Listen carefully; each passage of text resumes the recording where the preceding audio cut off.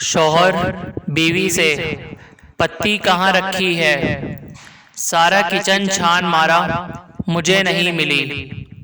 बीवी, तुम मर्दों को कुछ नजर नहीं आता है। सामने बर्तनों वाली अलमारी खोलो, उसमें मिर्च मसालों का खाना है। उसमें बिस्किटों का डब्बा रखा हुआ है जिस पर नमक लिखा है। बस इसी में पत्ती पड़ी हुई है।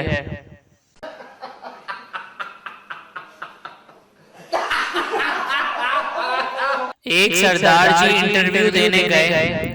मैनेजर सरदार जी से, वेयर इज अबू धाबी। सरदार जी, जिस कब्रिस्तान में हमारा अम्मी दबी, इसी कब्रिस्तान में अबू दबी। सास, आज मेरी बेटी इतनी खामोश क्यों है। दामाद, कुछ नहीं, लाइट गई हुई थी, इसने लिपस्टिक मांगी, मैंने एल्फी दे दी। शायद इसी बात पे नाराज बैठी है। सरदार की बस नहर में गिर गई। पुलिस, बस नहर में कैसे गिरी। सरदार, मुझे नहीं मालूम। पुलिस, तुम कहाँ थे।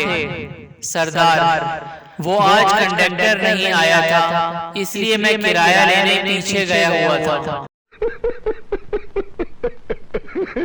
Please subscribe our channel.